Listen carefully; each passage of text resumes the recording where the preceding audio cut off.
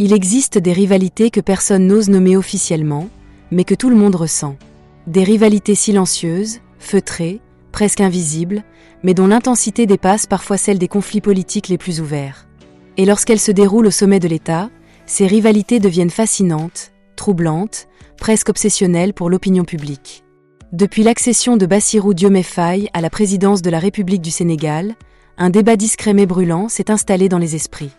Un débat qui ne figure dans aucun programme politique, mais qui alimente les discussions dans les foyers, sur les réseaux sociaux, dans les médias non officiels et jusque dans certains cercles d'analystes. Qui est réellement la femme la plus importante dans la vie du président? Deux noms reviennent sans cesse. Deux femmes. Deux silhouettes. Deux énergies radicalement différentes. D'un côté, Marie-Conne Faye, souvent décrite comme la femme du silence, de la retenue, de la profondeur. Une présence discrète, presque effacée, mais dont l'absence médiatique intrigue autant qu'elle interroge. De l'autre, Absa Faye, plus visible, plus expressive, plus en phase avec les codes modernes de la représentation officielle, incarnant pour beaucoup l'image attendue d'une première dame contemporaine. Et au milieu, un homme devenu président, pris entre l'exigence du pouvoir, la pression du protocole et l'équilibre intime de sa vie conjugale. Car dans l'histoire des grandes présidences, la question de la favorite n'a jamais été anodine. Elle ne concerne pas seulement l'amour, mais l'influence, la confiance, la stabilité émotionnelle et parfois même l'orientation des décisions. La favorite, la vraie, n'est pas toujours celle qui apparaît aux côtés du président lors des cérémonies. Bien souvent, c'est celle qui parle quand tout le monde se tait, celle qui écoute quand le monde crie, celle qui reste quand les autres s'exposent. Aujourd'hui, nous n'allons pas trancher brutalement. Nous allons observer, analyser, comparer, décoder les symboles, les silences et les apparitions. Nous allons tenter de comprendre ce que les images ne montrent pas et ce que les discours ne disent jamais. Voici donc une plongée profonde dans l'un des duels les plus commentés et les plus mystérieux de la scène sénégalaise actuelle. Marie-Conne Faye vs Absa Faye. Qui est la vraie favorite? Retrouve-moi après le générique pour avoir une réponse claire et nette sur la favorite entre les deux premières dames du Sénégal.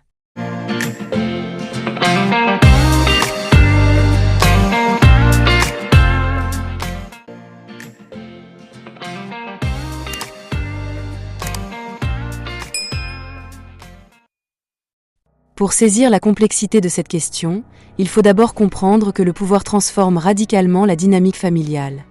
Lorsqu'un homme accède à la présidence, sa vie privée cesse d'être uniquement privée. Chaque geste, chaque présence, chaque absence devient un message, volontaire ou non.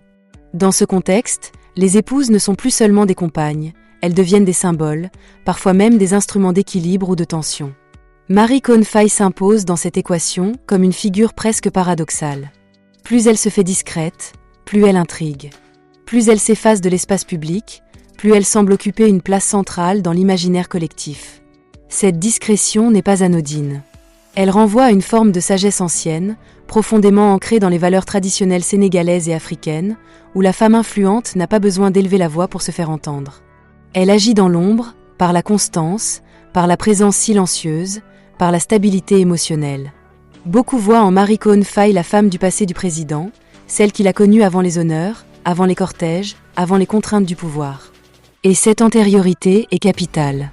Car dans la psychologie des dirigeants, la personne qui a partagé les périodes de doute, de lutte et d'incertitude possède souvent un accès privilégié à l'âme. Elle représente l'authenticité, le refuge, la mémoire de l'homme avant la fonction. Absa Faye, à l'inverse, incarne une dynamique différente. Elle apparaît comme la femme de l'instant présent, celle du pouvoir assumé, de la visibilité, de la modernité institutionnelle. Son aisance dans les apparitions publiques, son élégance, sa posture protocolaire donnent l'image d'une épouse parfaitement adaptée aux exigences de la fonction présidentielle. Pour une partie de l'opinion, Absa Faye est celle qui rassure, celle qui donne un visage lisible et structuré à la famille présidentielle, celle qui incarne le rôle avec assurance. Mais cette visibilité, si elle est un atout, est aussi une contrainte. Être sous les projecteurs signifie être observé, analysé, parfois critiqué. Et cela pose une question essentielle. La femme la plus exposée est-elle forcément la plus écoutée? L'histoire politique montre que ce n'est pas toujours le cas. Bien souvent, l'influence réelle s'exerce loin des caméras, dans des espaces où le pouvoir peut enfin se relâcher. La notion de favorite prend alors une dimension plus subtile. Il ne s'agit plus seulement d'amour ou de préférence affective, mais de rôle psychologique. Qui apaise le président lorsqu'il est sous pression?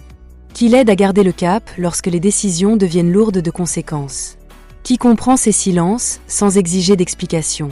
Sur ce terrain, nombreux sont ceux qui estiment que Marie Conne-Faye dispose d'un avantage décisif. Sa discrétion est interprétée comme un langage à part entière. Son absence médiatique comme une forme de protection, à la fois pour elle-même et pour le président. Dans un monde saturé d'images et de commentaires, le silence devient une arme redoutable. Absa Faye, quant à elle, pourrait être perçue comme la favorite du système, celle qui s'inscrit naturellement dans la logique institutionnelle, celle qui facilite la communication du pouvoir, qui humanise la fonction présidentielle aux yeux du public. Elle joue un rôle essentiel, mais un rôle différent, plus visible, plus exposé, plus codifié. Alors, qui est la vraie favorite? Celle qui représente le pouvoir ou celle qui le stabilise? Celle qui incarne l'image ou celle qui protège l'homme derrière le président? Peut-être que la réponse se trouve dans cette dualité même.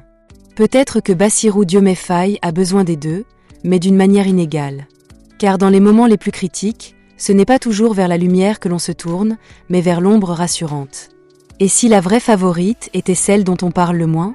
Celle dont on ne connaît presque rien, mais dont l'influence se devine à travers le calme, la retenue et la constance. Aujourd'hui, rien ne permet d'affirmer une vérité absolue. Mais une chose est sûre, ce duel silencieux continuera d'alimenter les débats, les interprétations et les spéculations. Et tant que le président gardera le silence sur cette question, le mystère restera entier. À présent, c'est à vous de trancher. Selon vous, entre Marie Conne-Faye et Absa Faye, qui est réellement la vraie favorite? Exprimez-vous en commentaire, car parfois, ce sont les débats populaires qui révèlent ce que le pouvoir ne dira jamais.